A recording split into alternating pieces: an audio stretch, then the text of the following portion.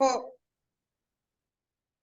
हा, संस्कार हा विषय आपण पाठीमागच्या लेक्चर मध्ये बघितला होता आणि आता त्याला आपण पुढे जाऊन संस्कार म्हणजे काय, संस्काराचे हिंदू धर्मामध्ये स्थान काय आहे, संस्कार कशा प्रकारे असतात, संस्कार आणि हिंदू धर्म, माणसाच्या जीवनामध्ये संस्काराचं असणारं महत्व, संस्कार माणसाच्या जीवनामध्ये कशी प्रगती करून देतात, संस्कार माणसासाठी किती महत्वाचे आहे, मनुष्याच्या प्रगतीसाठी शारीरिक संस्कार कसे असतात, मानसिक संस्कार कसे असतात, आध्यात्मिक संस्कार कसे असतात, अशा सगळ्या गोष्टींचा सर्वोपरी विचार आपण पाठीमागच्या अध्यायामध्ये केलेला होता.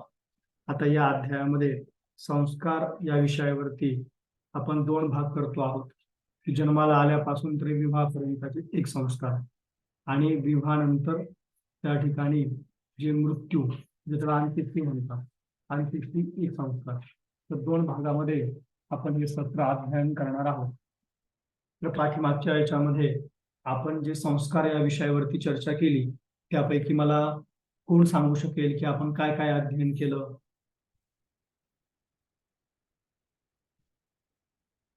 सपनाताई. आपण म्हणजे गर्भापासून प्रजनन पासून ते मुलाच्या म्हणजे उपनयन संस्कारापर्यंत बघितलेलं होतं. आणि म्हणजे देहा म्हणजे आत्म्यावर करणारे संस्कार आणि शरीरावर करणारे संस्कार, आणि थोडाफार आपण विचार मृत याच्यावर कुठले संस्कार ते पण थोडक्यात बघितलेलं होतं. बरोबर आहे. आणि आता जो सप्तशतीचा क्लास झाला त्याला तुम्ही उपस्थित होते का? नव्हतं. सप्तशतीच्या नव्हते मी आज. बरोबर. बाकीचे विद्यार्थी आज जोडले नाही का?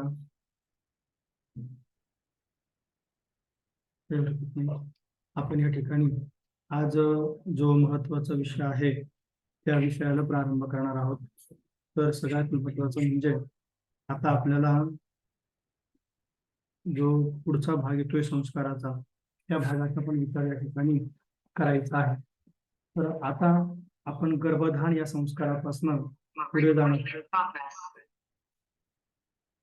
पुढे जाणार आहोत की गर्भधान म्हणजे काय, कशा प्रकारे होते, त्याच्यामध्ये काय नियम पाळावे, अशा सगळ्या गोष्टींचा सर्वोपरी विचार आपण या ठिकाणी करण्याचा प्रयत्न करणार आहोत.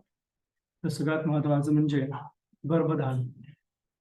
काही गोष्टी तुम्हाला जशा वाटतील की हे लिहिणं गरजेचं आहे त्या तुम्ही लिहून घ्या, जेणेकरून तुम्हाला आणखी भविष्याच्या दृष्टिकोनातून सोपं जाईल.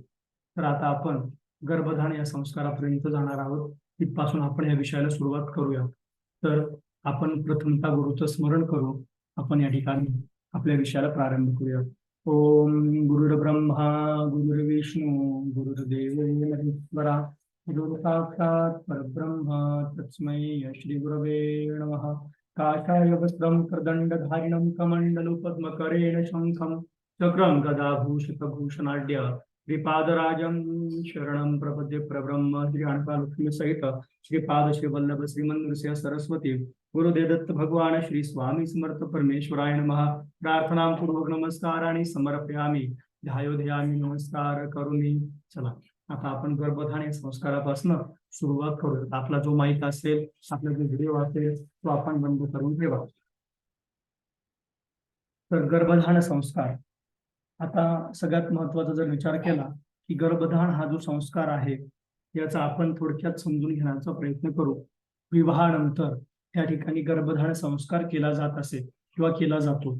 आता जुन्या काळामध्ये त्या ठिकाणी बालविवाह होत असायचे आणि बालविवाहाच्या काळामध्ये की प्रथमतः रजोदर्शन मासिक धर्म त्यावेळेला त्या महिलेला आल्यानंतर त्या ठिकाणी ऋतुशांती होत असायची आणि त्यानंतर लगेच त्या ठिकाणी गर्भधान संस्काराचा विचार केला जायचा.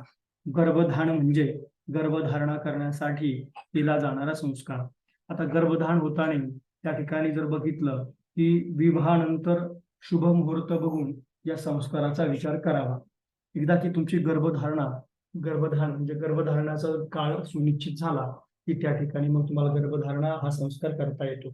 आणि गर्भधारणा झाल्यानंतर मग एक त्याच्यामध्ये विविध प्रकारचे संस्कार येतो.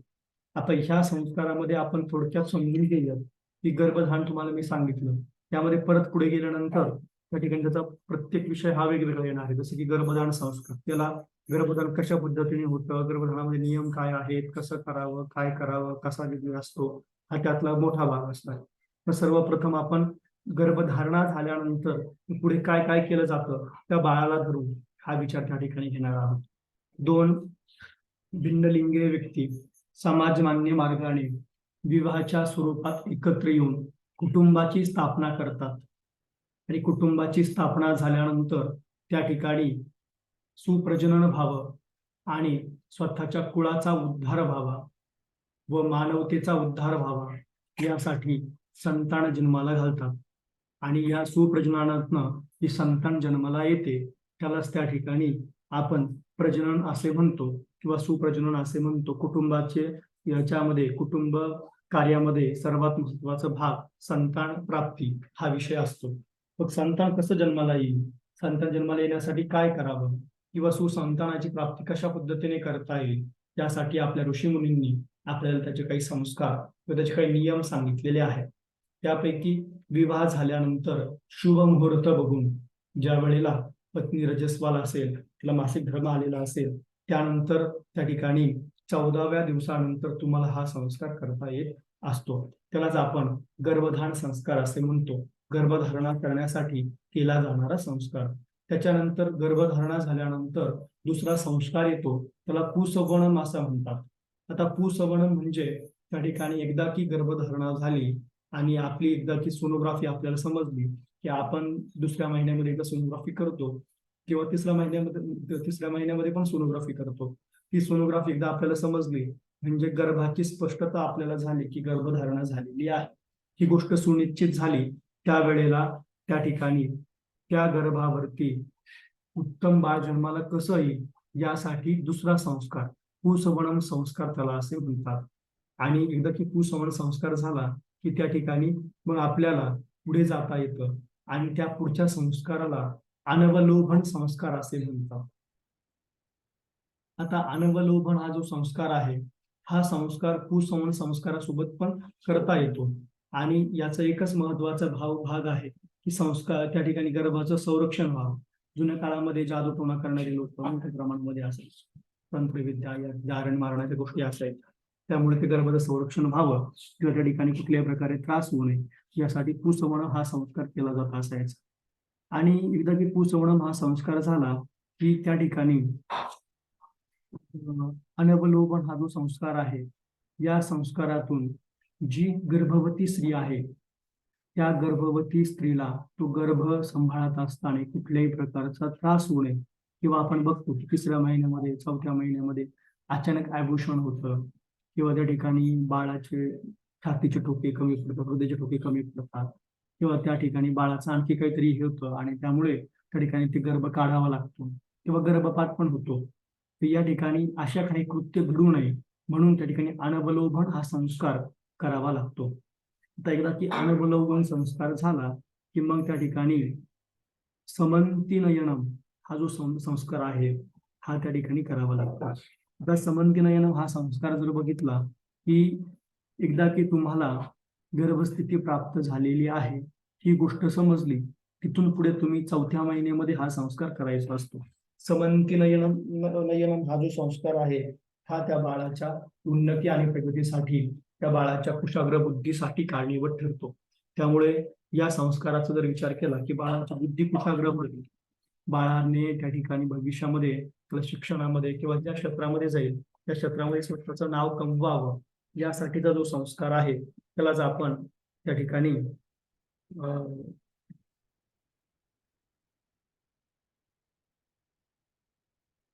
समंती नयनम हा संस्कार असे आपण त्या ठिकाणी म्हणत असतो.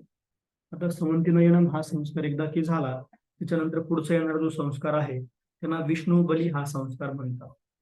विष्णू बली म्हणजे आपण त्या ठिकाणी बली आणि विष्णू या शब्दाचा अर्थ आपण स्वतःने समजून घ्यायचा आहे आणि त्याच्या अकॉर्डिंग जर सर्वसाधारण पद्धतीने त्याचा अर्थ बांधण्याचा प्रयत्न केला तर आपल्याला समजून येतं की विष्णू बली म्हणजे काय, की गर्भाचे उत्कृष्ट पद्धतीने पोषण व्हावं, गर्भाचं उत्कृष्ट पोषण व्हावं, त्यातून कोणत्याही विकृती निर्माण होऊ नये, म्हणजे त्या बाळाला कुठल्याही प्रकारचं काहीतरी व्यंग आहे किंवा असे काही गोष्टी आहेत, असं होऊ नये आणि त्या स्त्रीची सुलभ प्रसूती व्हावी, म्हणजे तिला सिजर करण्याची गरज पडू नये, यासाठी विष्णुबली हा संस्कार त्या ठिकाणी 8व्या महिन्यामध्ये केला जातो.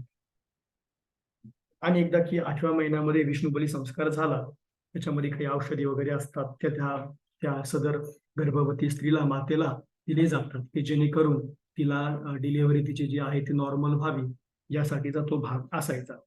त्यामुळे ती औषधं घेतल्यानंतर जर त्या ठिकाणी कळत नकळत प्रसूती झाली, तर ती सहज होऊन जात असायची. कुठल्याही प्रकारचा त्रास त्या ठिकाणी त्या महिलेला होत नसायचा. आणि मग भविष्याच्या दृष्टिकोनात जरी बघितलं, तरी त्यांना कुठल्याही शारीरिक व्याधीला सामोरं जावं लागत नसायचं. कारण की महिलेच्या जीवनामध्ये दुसरा जन्म जर काही असेल, तर तो म्हणजे माझ्या मते संतती जन्माला घालणे, हा त्यांच्यासाठी देखील दुसरा जन्म असतो. अतिशय कठोर त्या ठिकाणी अतिशय महान हे कार्य आहे. त्यामुळे त्या महिलेला समोर ठेवून, त्या महिलेच्या आरोग्याचा विचार करून आपल्या ऋषीमुनींनी गर्भधारण संस्काराचा विचार केलेला आहे. आणि याच्यामध्ये त्यांनी वेगवेगळे मुद्दे घेत त्या ठिकाणी सगळ्या गोष्टी स्पष्ट करण्याचा प्रयत्न केलेला आहे. जसं त्या ठिकाणी एकदा की विष्णुबली हा संस्कार झाला, त्याच्यानंतर पुढचा जो संस्कार येतो, त्याला आपण देहपूर्ती संस्कार असे म्हणतो. देहपूर्ती म्हणजेच पूर्ती म्हणजे त्या ठिकाणी पूर्ण करणे. देह म्हणजे शरीराची त्या ठिकाणी पूर्ती पूर्ण करणे. त्यालाच आपण सोपी भाषेत समजून घ्यायचं झालं तर प्रचलित शब्द म्हणजे डोहळा जेवण. आता डोहळे जेवण त्या ठिकाणी करण्याची प्रथा ही आपल्याकडे आहे. मोठ्या प्रमाणामध्ये ती आनंद उत्साहात पार पाडली जाते.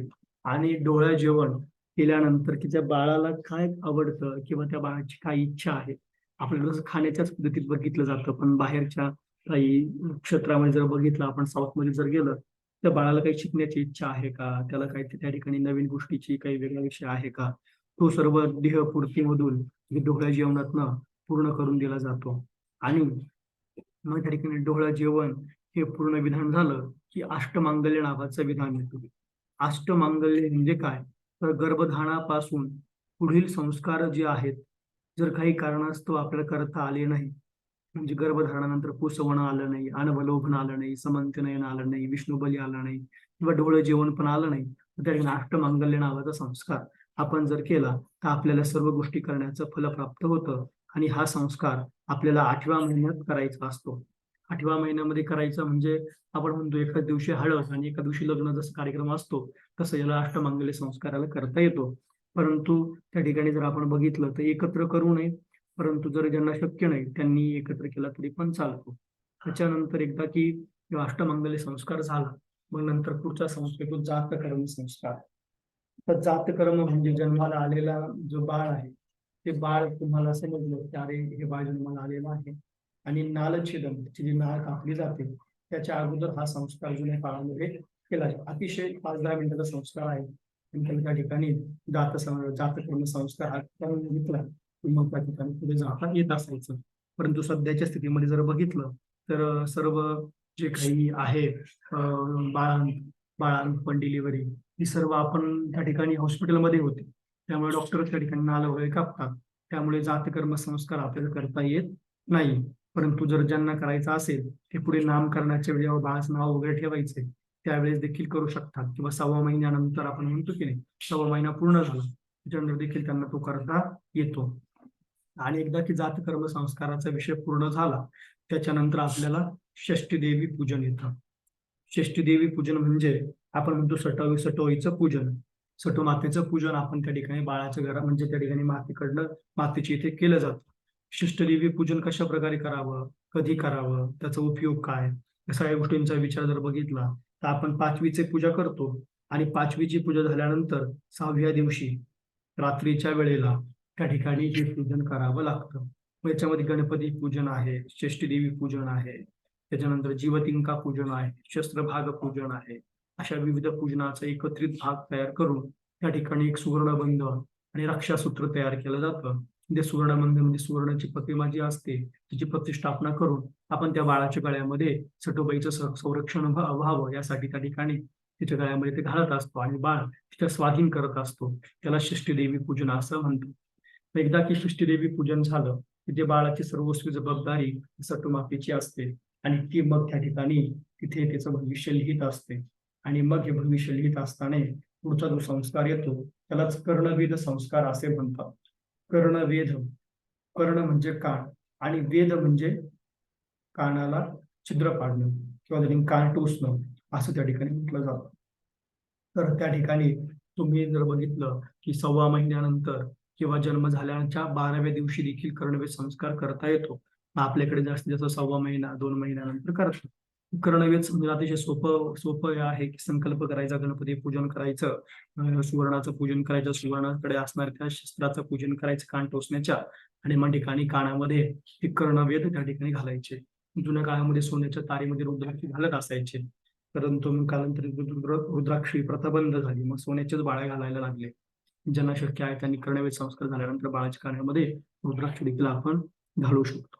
मग कर्णवेध संस्कार झाल्यानंतर नामकरण हा संस्कार सगळ्यात महत्वाचा आहे. त्याला आपण सोप्या भाषेमध्ये बाळाचं बारसं घालणं असं देखील म्हणतो. आता हा जो बाळाचं बारसं घालणं हा जो विषय आहे, हा बाळ जन्माला आल्यानंतर 12व्या किंवा 13व्या दिवशी करता येतो.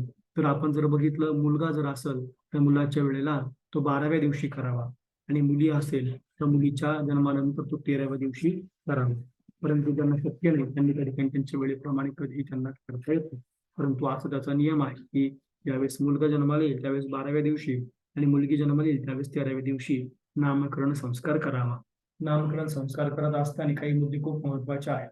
त्यामध्ये जर आपण पाठीमागे बघितलं की नामकरण संस्कारामध्ये सगळ्यात महत्वाचा विषय म्हणजे त्या ठिकाणी जे नाव ठेवायचं आहे ते एक ज्योतिषीय नाव असावं, म्हणजेच एक नक्षत्राचं नाव असावं आणि दुसरं म्हणजे एक राशी नाव असावं. आता नक्षत्राचं नाव हे गुपित असावं आणि राशी नाव जे असेल ते त्या ठिकाणी व्यावहारिक नाव म्हणून पण वापरता येतं. असं त्या ठिकाणी नामकरण संस्काराचा उल्लेखाला आपण त्या ठिकाणी विचारात घेऊ शकतो.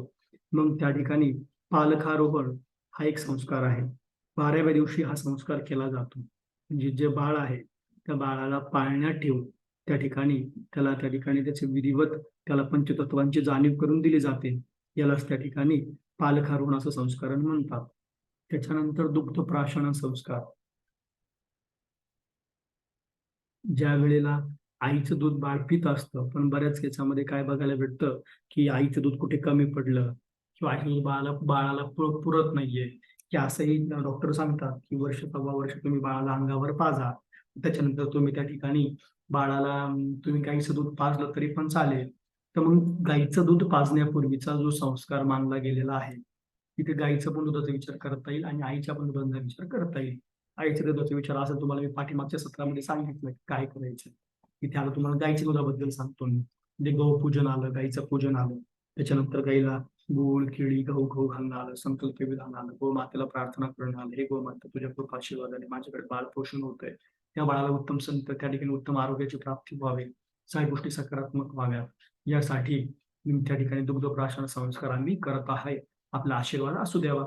आणि मग संकल्प पूजन झालं, गणपती पूजन झालं, गोमाता पूजन झालं, कुलदेवतेचं पूजन झालं की आपल्या त्या ठिकाणी दुग्धप्राशन थोडंसं दूध त्या बाळाला सुरुवातीला पाजावं थेंब थेंब. मग त्या बाळाला त्या दुधाची सवय झाली त्याला दुग्धप्राशन संस्कार असे म्हणतात. त्याच्यानंतर सगळ्यात महत्वाची गोष्ट म्हणजे आपण सूर्यावलोकन करत असतो. म्हणजे त्या बाळाला सूर्याच्या प्रकाशामध्ये सूर्य असेल, अग्नी असेल, चंद्र असेल, गायी असेल, अशा पवित्र ज्या गोष्टी आहेत त्याचं दर्शन ते त्या बाळाला 3ऱ्या महिन्यात घडवून आणायचं असतं. त्यालाच आपण सूर्यावलोकन संस्कार असे म्हणतो. ज्यामुळे बाळाची आकलन शक्ती प्रचंड वाढते. बाळ अतिशय हुशार होतं, आकलन शक्ती त्याची वाढते. मग बाळाने आपण म्हणतो की झोपेतनं उठल्यानंतर मी प्रथमतः देवतांचं स्मरण केलं पाहिजे, देवतांचं दर्शन घेतलं पाहिजे. आपण कोणाचं तोंड बघितलं असं सहज म्हणून जातो. त्यातला तो भाग आहे. जन्माला आलेल्या बाळाला जर आपण सूर्यावलोकन केलं म्हणजे त्या ठिकाणी तो थोडासा त्याला समजायला लागला, थोडासा मोठा झाला म्हणजे त्या बाळ 3ऱ्या महिन्यात असेल त्याला त्या ठिकाणी सूर्यनारायणाचं दर्शन, अग्नीचं दर्शन, चंद्राचं दर्शन, गाईचं दर्शन, गोमातेचं दर्शन जर आपण त्याच्या हस्ते त्याच्याकडनं करून घेतलं त्या बाळाची आकलन शक्ती प्रचंड वाढते. आणि मग एकदा ती आकलन शक्ती वाढली की त्या बाळाचा विकास व्हायला वेळ लागत नाही. त्याच्यानंतर महत्वाचं म्हणजे निष्क्रमण संस्कार. आता हा निष्क्रमण संस्कार हा जो आहे त्या ठिकाणी ज्यावेळेस बाळ जन्माला येतं त्या ठिकाणी 8व्या दिवशी आपण त्या ठिकाणी बाळाचं पहिले लोक बघायला येत असायचे आणि त्या बाळाला बघण्यासाठी निष्क्रमण हा संस्कार केला जात असायचा. आणि मग त्या ठिकाणी त्या बाळाला 1.25 महिना वगैरे झाला की त्या आईला 1.25 महिना झाल्यानंतर गावातल्या देवतांच्या दर्शनासाठी सुवासनीसाठी ती प्रथा असायची. त्याला निष्क्रमण संस्कार म्हणतात. सध्या तो लोप पावलेला आहे, परंतु आपल्याला अध्ययनासाठी अभ्यासासाठी आहे. त्यामुळे निष्क्रमण संस्कार हा आपण लक्षात ठेवायचा आहे. तर निष्क्रमण संस्कार पूर्ण झाल्यानंतर त्याच्या पुढचा संस्कार तो कटीसूत्र धारण आणि भूमिप्रवेश. आता ज्यावेळेस कटीसूत्र धारण आणि भूमिप्रवेशन हा जो संस्कार आहे, तर बाळाच्या म्हणजे कटीदोरा, कमरेवरती करदोरा बांधावे लागतात. पुरुष असेल तर कमरेवरती करदोरा बांधावा आणि जमिनीवरती बसवावं, त्याचं औक्षण करावं. हे त्या ठिकाणी 5व्या महिन्यात हा संस्कार केला जातो. मग आता 5व्या महिन्यामध्ये हा संस्कार आईच्या मांडीवरती बसून करावा लागतो आणि मग हा कटीसूत्र धारण संस्कार झाल्यानंतर मग बाळाची पचनशक्ती उत्तम पद्धतीने व्हावी यासाठी दात उगवल्यानंतर त्या ठिकाणी बाळाला उष्टावण म्हणजे अन्नप्राशन संस्कार करावा लागतो. त्या ठिकाणी बाळाचा अन्नप्राशन संस्कार केल्यानंतर मग पुढचं येतो त्या ठिकाणी प्रथम केशखंडनम, त्याला आपल्या सोप्या भाषेमध्ये जावळ असं आपण म्हणतो. मग त्या ठिकाणी प्रथम केशखंडनम हा जो विषय आहे, ज्याच्यामध्ये बाळाचे केस काढले जातात मामाच्या मांडीवरती बसून यथाविधी. मधून हवी येतो, पण हवी त्या ठिकाणी त्या बाळाला मांडीवरती आणि मामा मांडीवरती घेतो, म्हणजे त्याची रास मांडली जाते. त्या ठिकाणी गणपतीचं पूजन होतं आणि भगवान शिवांचं पूजन होतं, कुलदेवतेचं पूजन होतं, संकल्प होतो आणि मग प्रथम केशखंडनम हा विधान होतं. मग असं म्हटलं जातं तर आपण ते आपल्या घरामध्ये जी प्रथा असते, कुलदेवतेला अर्पण करा, गंगेमध्ये विसर्जन करा, बालाजीला अर्पण करा, ज्या काही प्रथा असतील त्या प्रथेला त्या ठिकाणी पूर्णत्वास घेऊन घेतलं जातं. आणि अशा पद्धतीने प्रथम केशखंडनम हा विधान पूर्ण झाल्यानंतर बाळाचा वर्धापन दिन येतो, म्हणजे बाळाचा वाढदिवस येतो.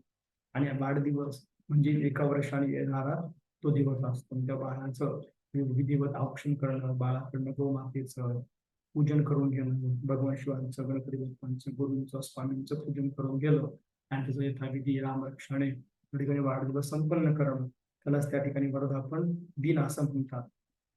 1 वर्षाचं बाळ झालं, मग त्या बाळाला अक्षरांची ओळख, स्तोत्र आणि इतर गोष्टींची ओळख, त्या गोष्टींची त्या ठिकाणी त्याला समजावं, असं त्या ठिकाणी शास्त्रार्थ आहे. त्यामुळे 5व्या वर्षी त्या ठिकाणी ज्यावेळेस बाळ जे आहे हे पहिलं पाऊल टाकण्यास सुरुवात करतं, काही 2.5 वर्षामध्ये, 3 वर्षामध्ये. आता जे मुलं त्यांची प्रगती तशा पद्धतीने होते, मुलं जशी ऍक्टिव्ह असतात त्या पद्धतीने हा संस्काराचा विषय आहे.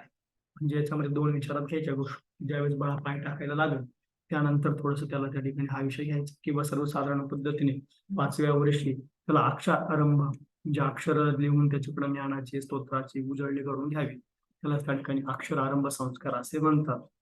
त्याच्यानंतर चुडाकर्म म्हणजे चौल हा जो संस्कार आहे, बालक 3 वर्ष झाल्यानंतर आयुवृद्धी व तेजस्वृद्धी होण्यासाठी चुडा किंवा त्या ठिकाणी शेंडे ठेवण्याचा संस्कार असतो.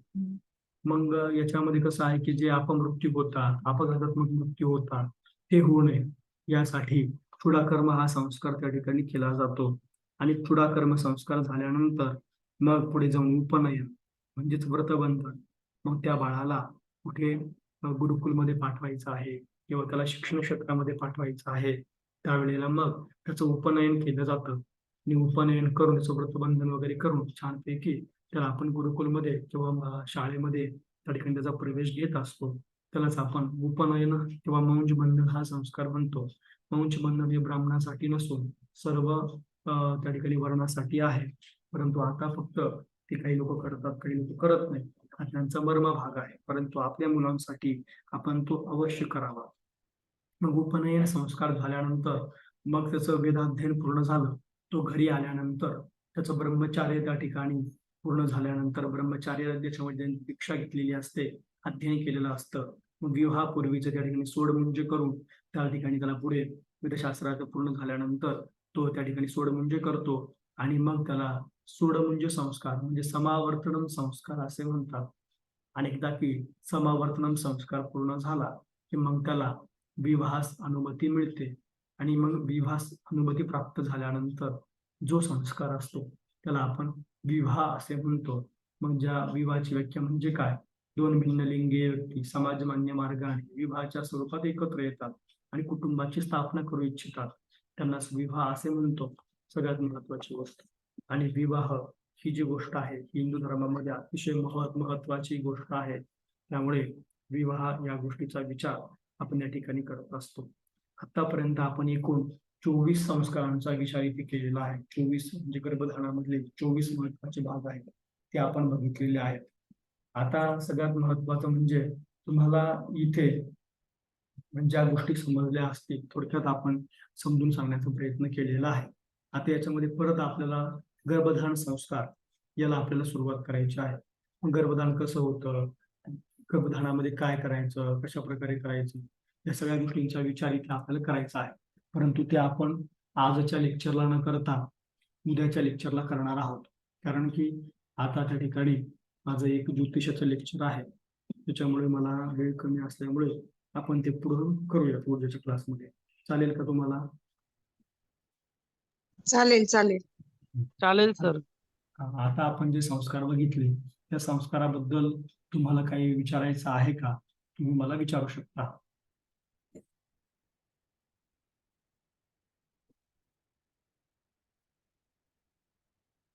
हॅलो गुरुजी. बोला बोला. हा, गर्भधारण नंतर 14 दिवसाचे कोणता संस्कार म्हटले होते तुम्ही? कुशवनच्या पहिले कुसवणच्या पहिले ना आपलं हे एक मिनिट थांबा.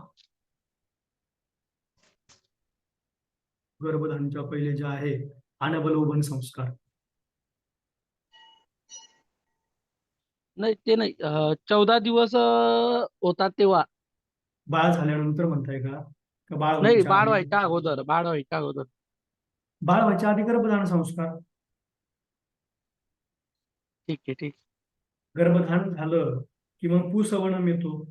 म्हणजे 14व्या दिवशी नसतो तो गर्भधारण झाला की म्हणजे गर्भधारण हा संस्कार जो आहे ज्या वेळेला महिलेला मासिक धर्म येतो आणि मासिक धर्म आल्यानंतर त्या ठिकाणी आपण म्हणजे पती पत्नी यथाविधी या संस्काराचं गर्भधारण म्हणजे त्या दोघं पती पत्नीला त्या कुटुंबाला त्यांच्या कुळासाठी बाळ हवं आहे.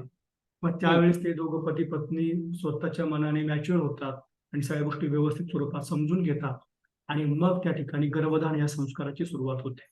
तर नियमाप्रमाणे कसं आहे की काही मुलं जर बघितले, आता हा उद्याचा विषय आहे त्याच्यामुळे तुम्हाला मी सांगेल की गर्भधारण म्हणजे की जुन्या काळामध्ये काय पद्धती असायच्या की बालविवाह प्रथा असायची. बालविवाह प्रथा म्हणजे लहान वयातच लग्न होऊन जायचे. लहान वयामध्ये लग्न झालं की ती छोटीशी कन्या जी असायची ती कन्या विवाह झाल्यानंतर सून म्हणून ज्या घरात जायची त्या घरामध्येच तिला त्या ठिकाणी मासिक धर्म येत असायचं. पण मासिक धर्म आला की मासिक धर्म ज्या वेळेला येतो त्यावेळेला धर्मशास्त्राने आपलं ऋतुशांती हे विधान सांगितलेलं आहे. ते अतिशय महत्वाचं विधान आहे की मासिक धर्म आल्यानंतर ते विधान करणं क्रमप्राप्त ठरतं. परंतु बऱ्याच ठिकाणी आता ती प्रथा दिसत पण नाही. परंतु ऋतुशांती झाल्यानंतर मग त्या ठिकाणी मासिक धर्म आला की त्याच्यानंतर लगेच ताबडतोब ते काय करायचे, 14 दिवस झाले म्हणजे 14 दिवसाचा जो कालावधी असतो ना, 4 दिवसापर्यंत तुम्ही मासिक धर्म पाळता आणि पुढचे 10 दिवस त्याच्यामधलं 10 दिवस गेले, शुभ मुहूर्त बघून तुम्ही काय करणार, गर्भधारण संस्कार करणार. मग गर्भधारण संस्कार झाला त्याच्यानंतर तुम्ही त्या ठिकाणी त्या रात्रीला त्या ठिकाणी गर्भधारणा करू शकता, असं त्याचं ते विधान असायचं. परंतु मग जुन्या काळामध्ये कमी वयाच्या मुली असायच्या त्यांचं त्या ठिकाणी गर्भधारण त्या काळामध्ये होत नसायचं. म्हणून ते काय करायच्या की ऋतुशांती झाली की त्या ज्या वेळेला गर्भधारणा करायची आहे त्यावेळेला त्या गोष्टीचा विचार करत असायच्या गर्भधारण संस्काराचा. आत्ताच्या ज्या स्थितीमध्ये जर बघितलं तर त्या ठिकाणी सगळ्यात महत्वाचं काय आहे की लग्नच 32 वर्षांपर्यंत होत नाही आणि एकदा कदाचित जर झालं ते लग्न त्यांचं परत 5-7 वर्षाचा विचार असतो की मग पुढे जाऊन आम्हाला 5 वर्ष बाळ होऊ द्यायचं नाहीये किंवा 2 वर्ष बाळ होऊ द्यायचं नाहीये.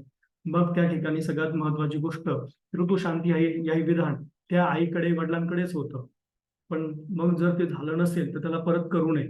मग त्याला डायरेक्ट पुढे येणार तो विषय जो आहे त्याला आपण मग गर्भधारण संस्कार म्हणतो.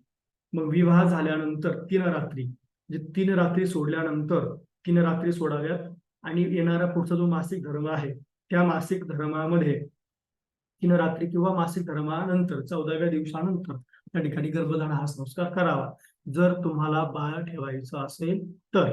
किंवा दुसरं महत्वाचं गोष्ट तुमचं बाळाचं प्लॅनिंग असेल की आता मला काही दिवसापर्यंत बाळ नाही ठेवायचं, 1-2 वर्ष, तर मग त्या ठिकाणी तुम्ही कुसवण आपलं गर्भधारण संस्कार करून घ्यावं. पण त्यातली काही गोष्टी आहेत जसं की नाकातनं काही दुर्वाचा रस वगैरे टाकणं, काही औषधं टाकणं, ते वेगवेगळं विधान आहे. तर त्या विधानाच्या माध्यमातून ते समजून घ्यावेत. आणि ज्या वेळेला तुम्हाला संतान ठेवायचं आहे, मग त्या संतान ठेवण्याच्या वेळेला तुम्ही त्या गोष्टीचा विचार करू शकता. आणि मग त्या माध्यमातून गर्भधान हे संस्कार आपलं पूर्ण होतं. मग त्याच्यामध्ये खूप मोठे विधान आहे. मग काय काय मंत्र म्हणायचे, कसे विधान करायचंय, कसे औषधी घ्यायचे आहेत, कसं पूजन आहे, कसं संकल्प आहे, कुठे स्पर्श करून कुठला मंत्र म्हणायचा आहे, अशा विविध त्या गोष्टी आहेत त्या आपण पुढच्या याच्यामध्ये शिकणार आहोत. आणि ज्या मला जेवढं शिकवता येईल तेवढं मी तुम्हाला शिकवण्याचा प्रयत्न करणार आहे. त्यामुळे तुम्हाला मी सर्व जे आहे ते व्यवस्थित सांगणार आहे. पण त्यापैकी ज्यावेळेस तुम्ही एखाद्याचं यजमानाचं ते गर्भधान संस्कार करणार आहे, त्याची मनस्थिती काय आहे त्याप्रमाणे तुम्ही ते संस्कार करा. सगळ्यात महत्वाचं, कारण की गर्भधान संस्कार हा अतिशय महत्वाचा विषय जीवनामध्ये असतो. कारण की तुम्ही नवीन पिढीला जन्म देता. त्यामुळे ते किती महत्वाचं आहे की तुम्ही आयुष्यामध्ये, आपल्याला कोणी असं विचारत नाही तुम्हाला किती एकर जमीन आहे, असं विचारत नाही तुमची किती घर आहे, तुमचे किती बंगले आहे, तुमचा किती पैसा, असं विचारतं तुमची संतती कशी आहे. संततीचा जो भाग आहे की उद्या जाऊन त्या संततीला आपण मृत्यू येऊ नये, संतती चिडचिडी होऊ नये, व्यंगत्व त्याच्यामध्ये येऊ नये, अनेक विधी ज्या काही गोष्टी असतात, या सगळ्या गोष्टीतून त्याचा बचाव व्हावा, यासाठी गर्भधान संस्कार महत्वाचा आहे. त्यामुळे 140 कोटी लोकसंख्या भारताची आहे. पण त्यातल्या त्यात जर आपला इतिहास जर रचायचा असेल, हिंदू धर्मामध्ये सगळ्यात महत्वाचा जो मुद्दा आहे गर्भधान संस्कार, तो अतिशय महत्वाचा आहे. त्या माध्यमातून जर आपण गेलो तर मग त्या ठिकाणी आपण उत्तम माता पिताही होतो आणि उत्तम त्या ठिकाणी पती पत्नी होऊन उत्तम संतानाला जन्म देऊन आपल्या कुटुंबाचं, कुळाचं, गावाचं, देशाचं, राष्ट्राचं, राज्याचं सगळ्याचा उद्धार केल्याशिवाय राहत नाही. असंच कुठलीही संतान एवढी मोठी होत नाही. त्यासाठी आई वडिलांची तेवढी मेहनत असते आणि तेवढं त्या ठिकाणी घरांचं तेवढं आधिपत्य असतं. आणि मग त्या माध्यमातून, संस्काराच्या माध्यमातून गेलं जी गोष्ट आपल्याला प्राप्त करून घेता येते. म्हणून त्या ठिकाणी हे संस्काराचा विषय अतिशय महत्वाचा आहे. तुम्ही व्यवस्थित तो समजून घ्यायचा आहे. तुम्हाला परीक्षेला देखील तो येणार आहे. त्यामुळे आता माझी भाषा ही मराठी जरी असेल तर परीक्षेला मात्र तुम्हाला हिंदीमध्येच लिहायचं आहे. सगळ्यात महत्वाचा विषय. समजलं का? हो हो, समजलं. हो, बरं, समजलं आणखी? सर. हा, आणखी एक विचारायचं होतं बोल. की गर्भधारणाच्या अगोदर हम्म. जर समजा म्हणजे मुलगा किंवा मुलगी पाहिजे असेल तर असे काही दिवस ठरलेले असतात का? आता सगळ्यात महत्वाचं म्हणजे बघा, आता हे जे विषय आहे तो महत्वाचा विषय आहे, पण त्यावरती आता हे आपण ऑनलाईनच्या प्लॅटफॉर्मवरती बोलणं उचित ठरणार नाही. तो मुद्दा मी थोडा टाळून देईन. त्यावेळेस तुम्ही समक्ष भेटाल त्यावेळेस आपण त्याचा विचार करूया. ठीक आहे? कारण की आता हे तुम्हाला रेकॉर्डिंग मिळणार आहे ना, त्याच्यामध्ये हाही थोडंसं काही हरकत नाही भाष्य बोल. करणं थोडंसं अयोग्य ठरेल. ठीक आहे, ठीक. पुढे मुंजीमध्ये नेमकी काय प्रक्रिया असते, म्हणजे कशासाठी असते ते? जसं की मुंज होते माणसाची, म्हणजे त्या बालकाची, त्याला आज्ञा प्राप्त होते, तो गुरुगृही जाण्यास तयार होतो. तर गुरुगृही जाण्यासाठी तयार होतो म्हणजे पाठीमागच्या याच्यामध्ये जर आपण बघितलं की सर्वात महत्वाचा विषय आहे की जसं की आपण आदि शंकराचार्य होते, सुदामा होते, बाळकृष्ण होते, कृष्ण भगवान होते, बलराम होते, प्रभू रामचंद्र होते. हे त्या ठिकाणी एका गुरुकुलमध्ये गेले आणि तिथे शिकले आणि शिक्षण घेऊन परत ते आपल्या घरी परत आले आणि मग त्यांनी विवाहाची तयारी केली. आता ज्या वेळेला मुलगा मौंज करतो त्यावेळेला त्याच्यावरती गुरुचं चित्र तयार होतं, त्याच्या जिभेवरती सरस्वती मातेचं स्थान प्राप्त होतं आणि मग तो त्या विद्या ग्रहणासाठी तत्पर होतो. माणसाच्या जीवनामध्ये सर्वात शक्तिमान जर काही असेल ते ब्रह्मचार्य आहे. आणि विद्यार्थ्या दशेमध्ये जर त्या ठिकाणी त्या विद्यार्थ्याने ब्रह्मचार्याचं काटेकोर पालन करून जर अध्ययन केलं तर त्याला सर्व शक्ती प्राप्त होते, असं त्या ठिकाणी आपलं धर्मशास्त्र सांगतं. त्यामुळे मग महत्वाचा मुद्दा काय येतो की ज्याला पूजेसाठी म्हणजे शिक्षणासाठी पाठवायचे कुठल्याही क्षेत्रामध्ये, मी असं म्हणत नाही की तो चला आश्रमात टाकायचे, पाठशाळेत जाणार आहे तो त्याची मुंज करा, अजिबात नाही. त्याला ज्या ज्या क्षेत्रामध्ये पाठवायचं त्या क्षेत्राला पाठवण्याच्या आधी जर आपण त्याला मुंज केली तर त्याच्या वाचेला, त्याच्या मेंदूला, त्याच्या विचाराला, त्याच्या जिभेला एक प्रकारचे धार निर्माण होते, एक प्रकारचं वजन निर्माण होतं आणि मग त्याची स्मरणशक्ती, अवलोकन शक्ती वाढते आणि गुरुचा आशीर्वाद प्राप्त होतो आणि धर्मशास्त्राप्रमाणे त्याला अनुमती प्राप्त होते त्या ठिकाणी विद्या ग्रहण करण्याची. मग एकदा की त्यांनी विद्या ग्रहण केली, सगळ्या गोष्टी त्याच्या जीवनामध्ये झाल्या. मग विद्या ग्रहण केल्यानंतर त्याला त्याच्या कुळ वाढवण्यासाठी विवाह करावा लागतो. मग विवाह करायचा असेल तर मग ब्रह्मचारी तो काय करणार आहे, ब्रह्मचार्याचा त्याग करणार आहे विवाहानंतर. मग विवाहानंतर जर तो ब्रह्मचार्याचा त्याग करणार आहे तर मग त्या ठिकाणी त्याच्या आधी तो काय करतो, सोडमुंजे करून घेतो. म्हणजे त्या ठिकाणी जे ब्रह्मचारी स्थितीमध्ये असताना जे काही नियम आहे ते नियम पुढे त्याला शिथिल होतात आणि मग तो शिथिल झालेल्या नियमातनं पुढे जाऊन मग तो त्या ठिकाणी गृहस्थ आश्रमाचा स्वीकार करू शकतो. यासाठी सोडमुंज हा विधान आहे सगळ्यात महत्वाची गोष्ट. जसं की त्या ठिकाणी मुंज झाली की तो 3 पदरी जानवं घालतो आणि सोडमुंज झाली की तो 6 पदरी जानवं घालतो. म्हणजे 2 जानवे त्या ठिकाणी 3-3 पदराची घालत असतो, असं त्या ठिकाणी आहे. जसं की महिला पहिल्या विवाहाच्या आधी त्या ठिकाणी त्यांच्या गळ्यामध्ये काही नसतं, पण विवाहानंतर त्या मंगळसूत्र घालतात. मंगळसूत्र पण एक जानव्याचाच प्रकार आहे महत्वाचा म्हणजे, परंतु त्याला आपण त्या भागातनं समजून त्याला 2 पळ्या असाव्यात, काळी मणी असाव्यात, त्या ठिकाणी असा सगळा तो विषय असतो. त्याला आपण त्या ठिकाणी जानवच म्हणता येईल. मग ती सोडमुंजेचाच एक प्रकार झाला. जोपर्यंत सोडमुंजे होत नाही तोपर्यंत मग त्याला गृहस्थ आश्रमाचा स्वीकार करता येत नाही. त्यामुळे गृहस्थ आश्रमात जायचं असेल त्याला सोडमुंज करावी लागते. मग त्याला त्या ठिकाणी देव ब्राह्मण अनुमती देतात की आता तू गृहस्थ आश्रमाचा स्वीकार करून तुझ्या कुळाचा उद्धार करू शकतो. हो, समजले. चालेल, आणखी काही विचारायचंय? नाही. उद्याच्या क्लासमध्ये परत आपण गर्भधान हाच विषय परत शिकणार आहोत. गर्भधान कशा प्रकारे होते, त्याच्यामध्ये कुठले मंत्र येतात, त्याच्यामध्ये कशा प्रकारची पूजा असते, हे सगळे विषय आपण त्याच्यामध्ये सखोल स्वरूपात जाऊन शिकणार आहोत. ठीक आहे. ठीक आहे. चालेल. या ठिकाणी थांबवत आपण. सर्वांना श्री स्वामी समर्थ आणि शुभरात्री. श्री श्री श्री स्वामी.